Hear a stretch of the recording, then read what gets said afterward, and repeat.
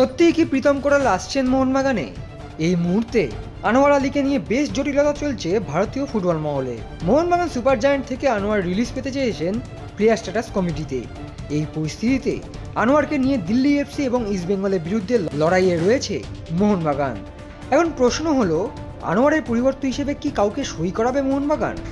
এর আগে extra time বাংলার তরফ থেকে জানানো হয়েছিল কেরালা ব্লাস্টার্সের দুই ডিফেন্ডার প্রীতম কোটাল এবং হরমিপাম রুইবার মধ্যে একজনকে নিতে চাইছে মোহনবাগান।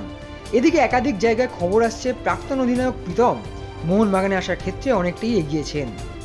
যা খবর, প্রীতমের এজেন্টের সাথে একাধিকবার কথা হয়েছে মোহনবাগান সুপার জায়ান্ট ম্যানেজমেন্টের সাথে।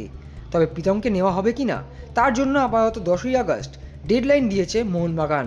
কারণ 10ই আগস্ট আনোয়ারকে নিয়ে বসবে প্লেয়ার স্ট্যাটাস কমিটি। সেক্ষেত্রে যদি আনোয়ারকে ধরে রাখতে সক্ষম হয় মোহনবাগান, সেক্ষেত্রে প্রীতমকে নেওয়ার প্রয়োজন হবে না তাদের। তার থেকে বড় কথা, এই পরিস্থিতিতে প্রীতমের বিষয়ে সিদ্ধান্ত নেওয়ার মতো অবস্থায় নেই মোহনবাগান কর্তৃপক্ষ, কারণ আনোয়ার বিষয়ে ব্যস্ত রয়েছেন তারা। এদিকে তরুণ সেন্টার ব্যাক হরমিপামকে নিতে চাইলেও যা খবর, কেরালা ব্লাস্টার্স তাদের এই ডিফেন্ডারকে ছাড়তে নারাজ।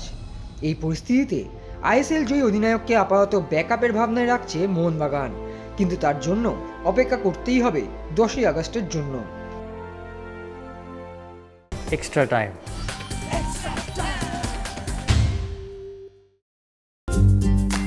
লেটেস্ট নিউজ আর এক্সক্লুসিভ ভিডিওর সঙ্গে আপডেট থাকতে এখনই সাবস্ক্রাইব করুন আমাদের ইউটিউব চ্যানেল। বেল আইকনে ক্লিক করতে ভুলবেন না যেন।